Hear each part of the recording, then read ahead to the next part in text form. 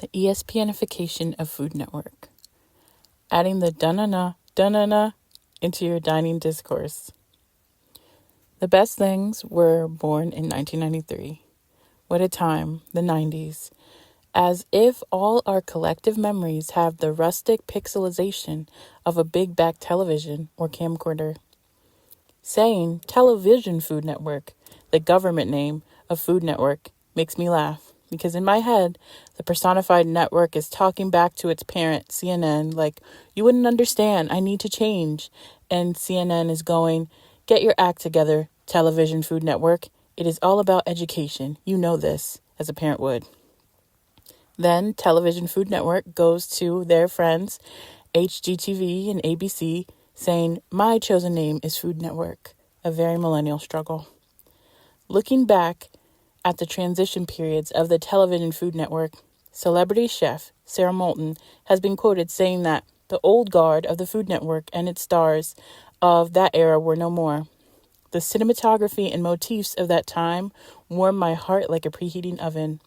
Emeril Lagasse, Mario Batali, Chef Moulton, and Ming Tsai all had shows with the classic food format that Julia Child broke boundaries with.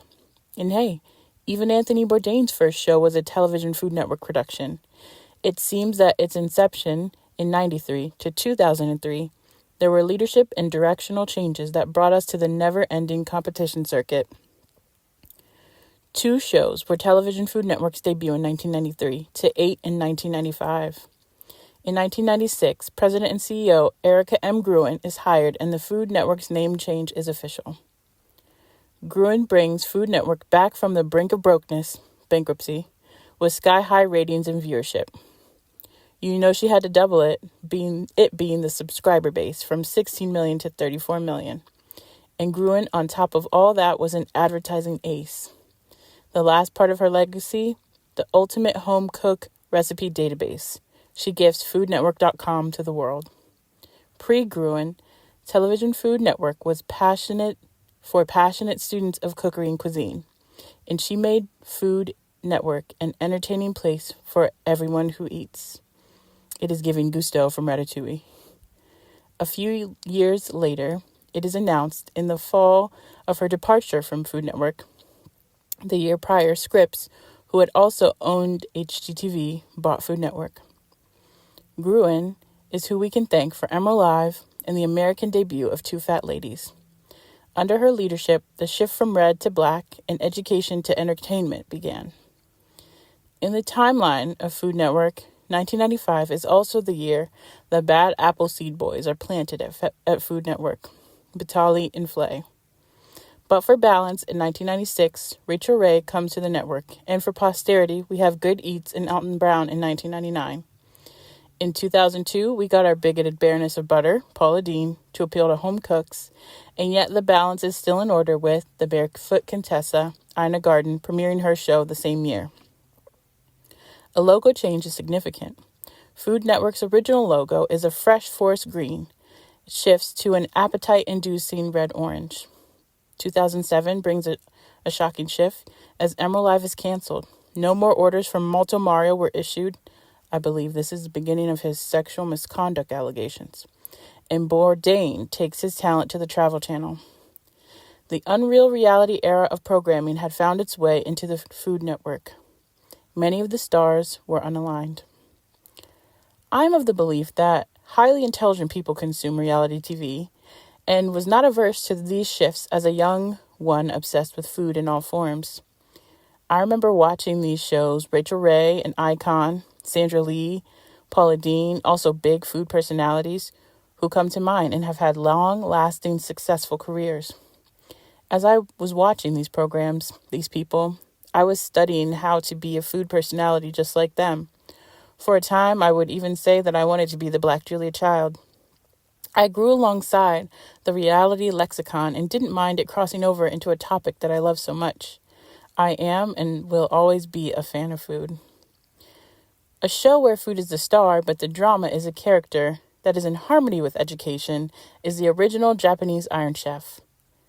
As an admirer of the original show, seeing an American version made excited me. The American charm was present at first, but over time the appeal of the show stopped working for me like the appeal of the American dream. The deep reverence for the craft of cooking was askew.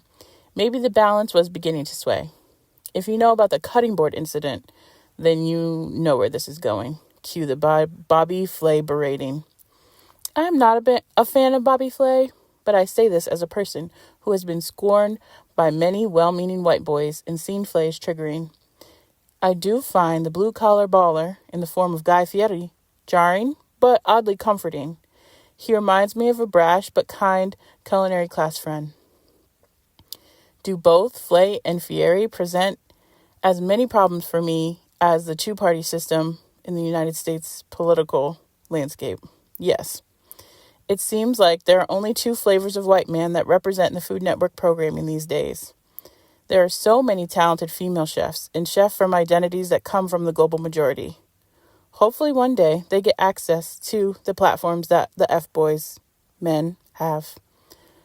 Upon researching this essay, a video titled, "The Real Reason the Food Network Canceled These Popular Shows," caught my attention.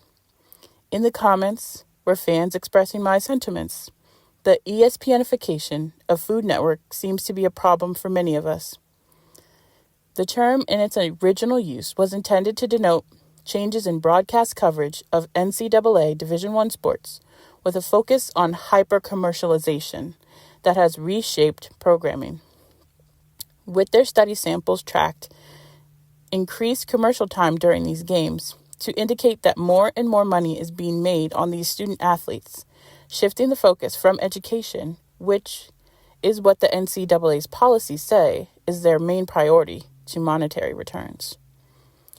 How competition has proliferated on Food Network can be seen in a number of these culinary competition shows.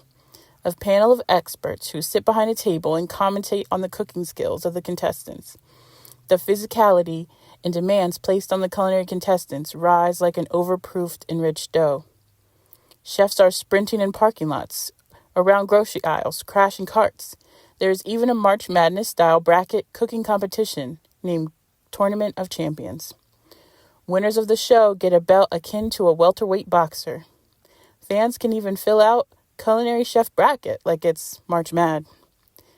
Many of my close friends and acquaintances have been on these programs. It is cool to see them on television. Yes, because I know that the hard work they have put into their careers and the platforms do showcase their talents.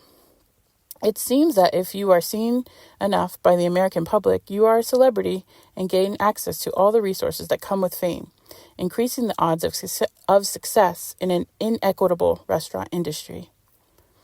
Celebrity chefs are a part of pop culture now. You pop on screen, you get the green. That being said, I can't help but wonder if these shows could be different. Creativity and innovation are two abundant resources in the culinary arts, and I want to see that reflected in the programming. I know I have made an example out of Food Network, but this lesson can be applicable to food media across the board.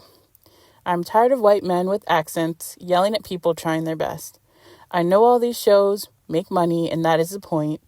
I know they tell a great story, but I would like something fresh. What's old is new again. Emerald Walk so David Chang could run. Dinner Time Live on Netflix has nouvelle appeal. Me and the Menu was another show that was a bold choice by Food Network. I enjoyed the style. I suppose Food Network is trying its best, as we all shift and change, while white supremacy culture has been folded into the fabric of our society like a babka. As competition is a fuel source for white supremacy, hyper-commodification, and capitalism, I see it being a killer of creativity. Creativity and collaboration are core principles in the culinary industry that collide with healthy competition on the line. I do recall enjoying Bon Appetit's platform a few years back, before the brown-faced appetit situation that left a sour taste in my mouth.